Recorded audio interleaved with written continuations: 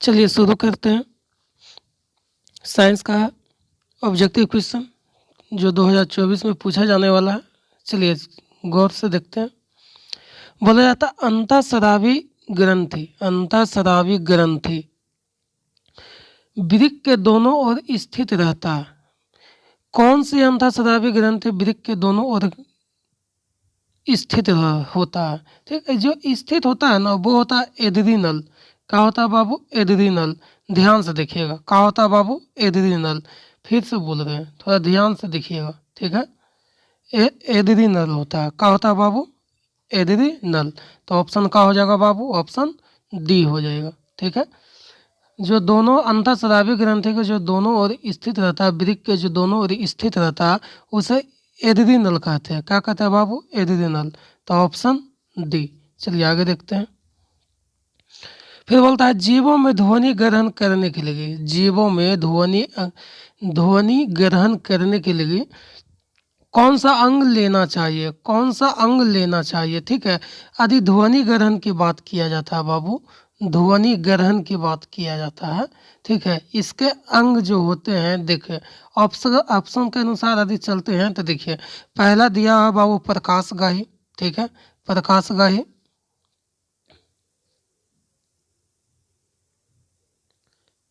पहला दिया हुआ है बाबू प्रकाशगाही, फिर दिया हुआ है बाबू धरानगाही, फिर दिया गया है श्वसनग्राही, फिर दिया गया है स्पर्शग्राही।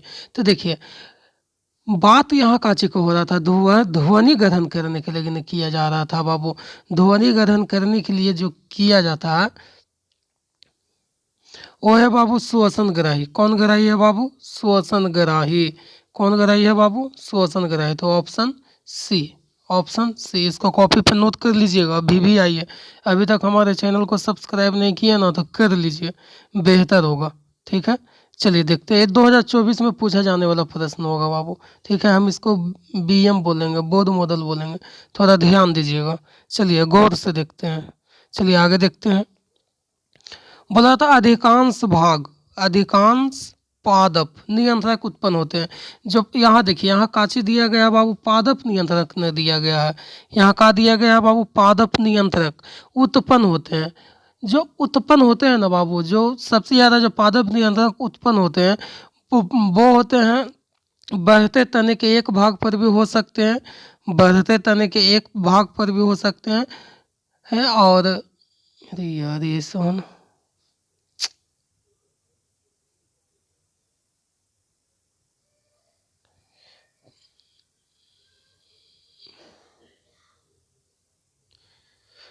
जो भाग होते हैं बाबू वो बढ़ते तने पर भी हो सकता है और बढ़ती जल के एक भाग पर भी हो सकता है, ठीक है। वो देखिए बढ़ते तने पर भी हो सकता है, बढ़ते तने पर भी हो सकता है और बढ़ती जल पर भी हो सकता है, ठीक है, दोनों पर हो सकता है। तो ऑप्शन क्या हो जाएगा बाबू? ऑप्शन ए एंड बी दोनों हो जाएगा, ऑप्शन ए एंड बी दोनों हो जाएगा। ऑप्शन क्या हो जाएगा बाबू? ए और बी दोनों हो जाएगा, ठीक है। देखते हैं थोड़ा सा। फिर बोला जाता है ना बाबू 4 नंबर, देखिएगा। बोलता है बीज रहित फलों को बनने को क्या कहा जाता है? जो बीज, देखिए यहाँ बीज रहित फलों को बनने को क्या कहते हैं, ठीक है। तो बीज रहित ऑप्शन दिया है बाबू अनिषेक फलन, अनिषेक एंडपी, अग्रभाव, फिर है बाबू इनमें से कोई नहीं, ठीक है, इनमें से कोई नहीं। जो बीजों को जो बना जाता है, बीजों को जो बीज रहित फलों को जो बनने को कहते हैं बाबू, उसे कहते हैं बाबू अग्रभाव। क्या कहते हैं बाबू? अग्रभाव, ठीक है। क्या कहते हैं बाबू? अग्रभाव, अग्र प्रभाव। क्या कहते हैं बाबू? अग्र प्रभाव। सही ऑप्शन क्या हो जाएगा बाबू? Option C, option C. चलिए आगे देखते हैं।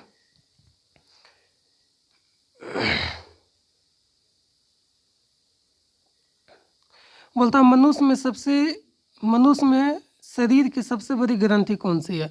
जो सबसे बड़ी ग्रंथि है ना बाबू वो अकृत है। कौन है बाबू? अकृत है। कौन ग्रंथि है बाबू? अकृत ग्रंथि है। प्रारंभ अकृत ग्रंथि है जो मनुष्य के शरीर के सबसे बड़ी ग्रंथि है। शरीर के सबसे बड़ी जो ग्रंथि है बाबू, सबसे बड़ी ग्रंथि है बाबू वो अकृत है। कौन है बाबू? अकृत है। कौन है? अकृत है। यह भी बोध मॉडल है बाबू, इसको थोड़ा ध्यान दीजिएगा, ठीक है। अकृत है। चलिए आगे देखते हैं। फिर बोलता है गभीरधर, गभीरधर या घेंगा पथताते हैं, ठीक है। घेंगा जो होते हैं बाबू, घेंगा जो होते हैं,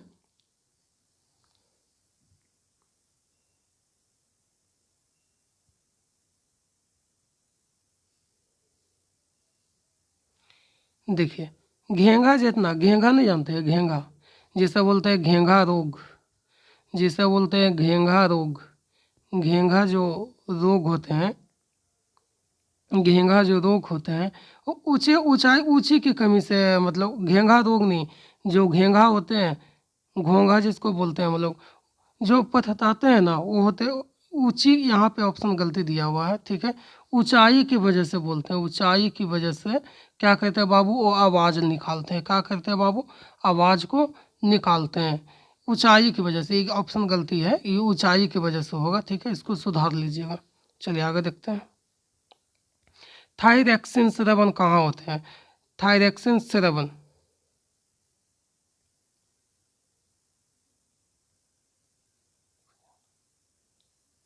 जो थायरैक्सिन सेरेवन होते हैं बाबू, थायरैक्सिन सेरेवन कहने गए जी, थायरैक्सिन, ठीक है, ध्यान दीजिएगा। थायरैक्सिन जो सेरेवन होते हैं, थायरैक्सिन सेरेवन जो पाए जाते हैं बाबू, वो पाए जाते हैं अकृत में। कहाँ पाए जाते हैं बाबू? अकृत में। कहाँ पाए जाते हैं? अकृत में। थायरैक्सिन, इसको देख लीजिएगा थोड़ा सा, हम भी कंफर्म नहीं है, ठीक है, लेकिन मेरे अनुसार अकृत में पाया जाता है। चलिए देखिएगा, ऑप्शन बी। चलिए आगे देखते हैं।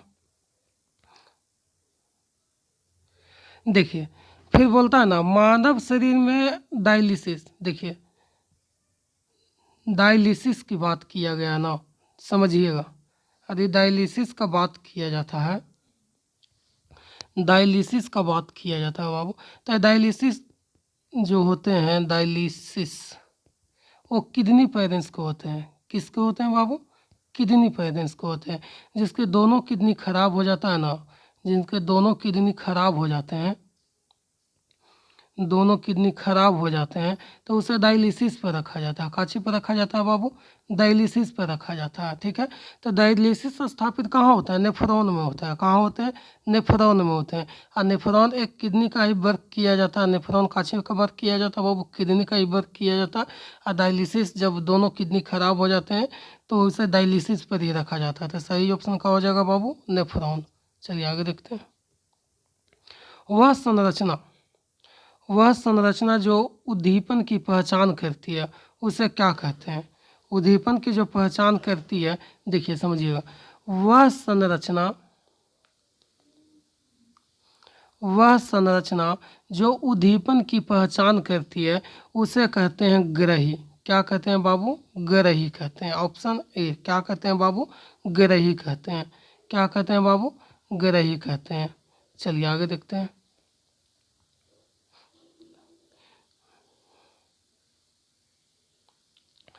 दो तंत्रिका कोशिकाओं के मध्य खाली स्थान को, मध्य खाली स्थान को, देखिए यहाँ पर खाली होना चाहिए, ये भी थोड़ा सा सुधार लीजिएगा, यहाँ खाली होना चाहिए था बाबू।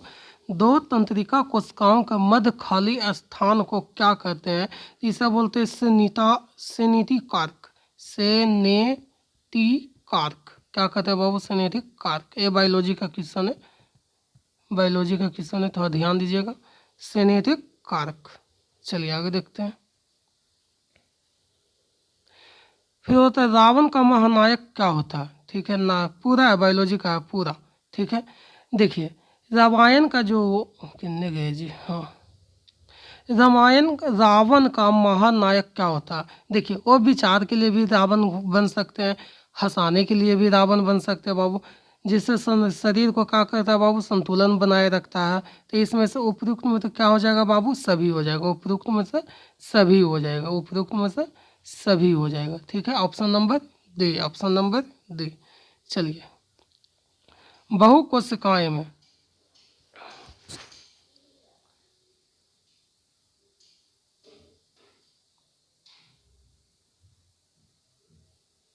देखिए क्या बोलता है, बहुकोशिकाएं जीवों में, बहुकोशिकाएं जीवों में निम्नतम में से कौन सा समन्वय पाया जाता है। ठीक है, तो देखो बहुकोशिकाएं जीव में रासायनिक भी पाया जाता है बाबू, रासायनिक शबनम भी पाया जाता है और तंत्रिका भी पाया जाता है, तंत्रिका शबनम भी पाया जाता है। तो ऑप्शन नंबर दोनों हो जाएगा सी, ऑप्शन नंबर दोनों हो जाएगा बाबू सी। चलिए आगे देखते हैं, तंत्रिका में कितने प्रकार की कोशिका, तंत्रिका कोशिकाएं कितने प्रकार की होती है।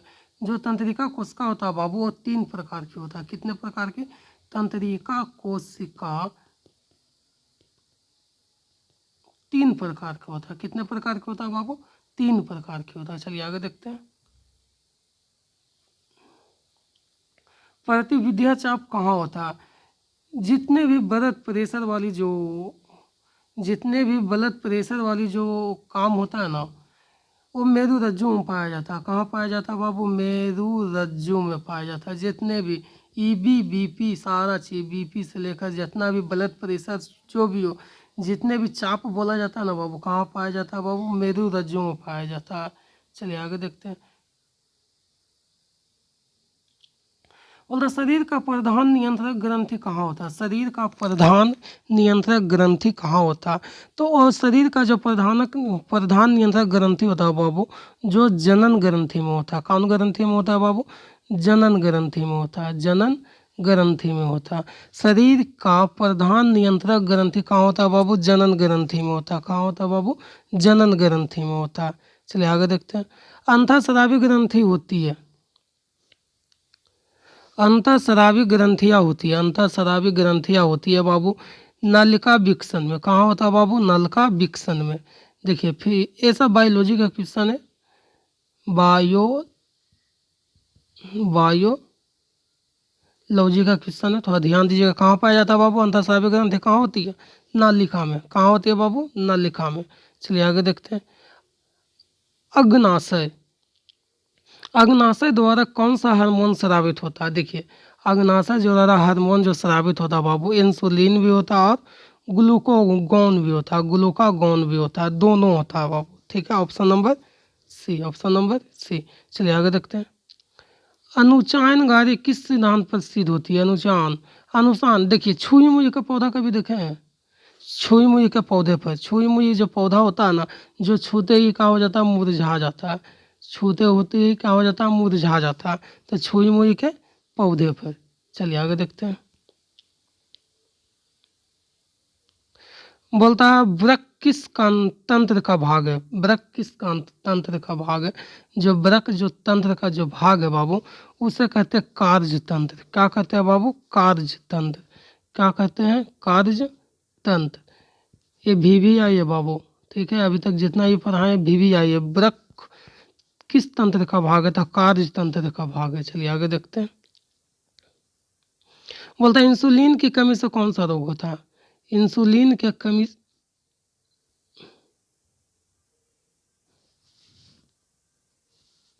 इंसुलिन की जो कमी से जो रोग होता है बाबू, उसे कहते हैं, किन्ने गया जी, हाँ, इंसुलिन की जो कमी से जो रोग होता है उसे कहते हैं मधुमेह रोग। क्या कहते हैं बाबू, मधुमेह रोग, चिनिया रोग। क्या कहते हैं बाबू, चिनिया रोग। Option number D, option number D, option number D. चलिए आगे देखते हैं, बोलता है रीडिंग माइकल्स के अर्थ होते हैं, रीडिंग माइकल्स, रीडिंग माइकल्स का जो अंग होते हैं बाबू, वो थोड़ा सा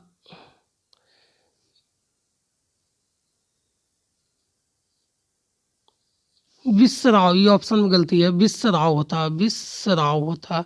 ठीक है, विस्राव में होता है, काची में होता है बाबू, ऑप्शन नंबर है विस्राव में होता है। ठीक है, बहुत सारा ऐसा क्वेश्चन है ना, बहुत ही सारा क्वेश्चन गलत किया गया है। ठीक है, देखिए एंड्रोजोन क्या है, एंड्रोजोन क्या है।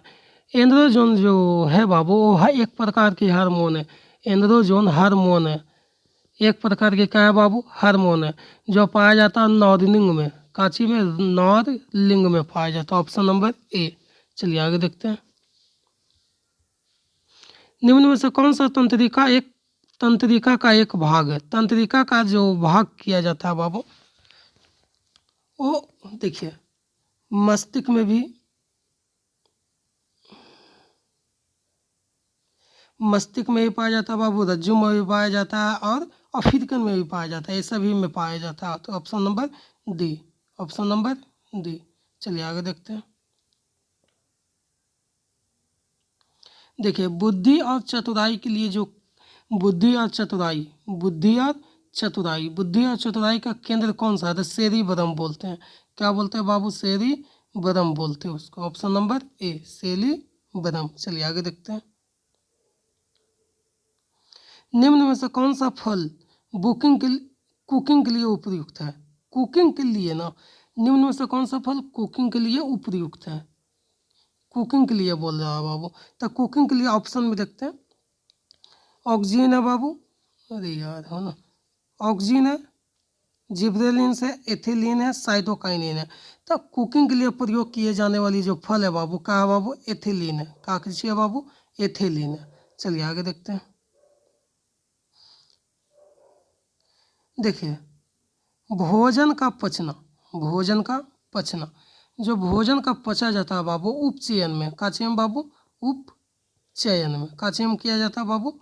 उपचयन में किया जाता है। चलिए आगे देखते हैं। बोला जाता है मस्तिष्क शरीर की स्थिति, मस्तिष्क जो है बाबू शरीर की स्थिति और संतुलन का निर्धारण कौन करता है? तो अनुमस्तिष्क करता है बाबू। कौन करता है बाबू? अनुमस्तिष्क करता है। ठीक है, कौन करता है? अनुमस्तिष्क करता है। मस्तिष्क का जो शरीर की स्थिति को, हमारे दिमाग, हमारे जो माथा है बाबू, उसका स्थिति और संतुलन जो बनाए रखता है बाबू, वो बोलता है अनुमस्तिष्क करता है। कौन करता है बाबू? अनुमस्तिष्क करता है। तो option number c, option number c. चलिए आगे देखते हैं। फिर बोलता है पॉन्स, मेंदुला और अनुमस्तिष्क। ठीक है, एक प्रकार के मध्य, जो हमारे मस्तिष्क है ना, वो मध्य में रहता है। काची में रहता है बाबू? मध्य में रहता है, बीचों बीच में रहता है। काची में रहता है बाबू? बीचों बीच में रहता है। तो option number b, option number b. फिर बोलता है निम्नलिखित में कौन सी अनैच्छिक क्रिया, कौन सी अनैच्छिक क्रिया? देखिए अनैच्छिक क्रिया जो है, कभी दिल को देखते हैं हम लोग, दिल को देखते हैं नहीं ना, लार आना, ये तो कहानी खत्म है। बामन, अनैच्छिक क्रिया जो है बाबू चबाना होता है। कौन क्रिया होता है बाबू? अनैच्छिक क्रिया चबाना होता है। तो ऑप्शन नंबर 20 सही हो जाएगा। चलिए आगे देखते हैं। फिर बोलता है निम्नलिखित में कौन सी ऐच्छिक क्रिया, ऐच्छिक क्रिया मतलब होता है जो अपने से किया जाता है, खाना, अचानक आना, ये ऐच्छिक क्रिया नहीं है। ऐच्छिक क्रिया जो होता है बाबू, क्या होता है बाबू? अपने मन से खाना होता है, खाना आना। ठीक है, चलिए आगे देखते हैं।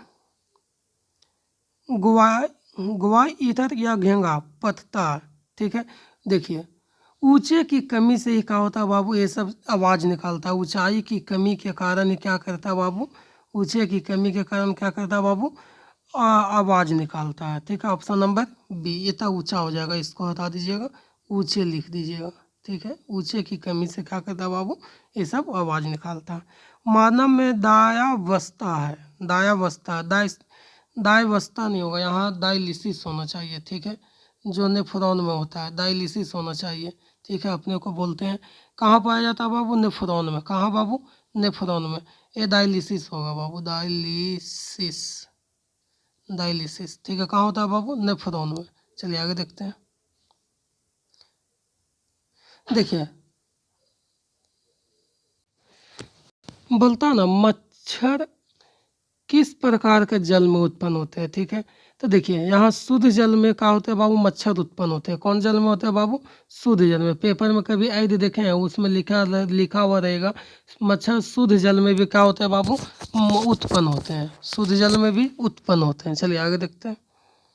रक्त में आयरन की कमी से होने वाला एक रोग है, आयरन की कमी से ना बोला बाबू, आयरन की कमी से होता है मधुमेह रोग। कौन रोग होता है बाबू? मधुमेह रोग। रक्त की आयरन से ना, कौन रोग होता है बाबू? ये तो इंसुलिन की कमी के कारण मधुमेह रोग होता है। रक्त की आयरन की कमी से होता है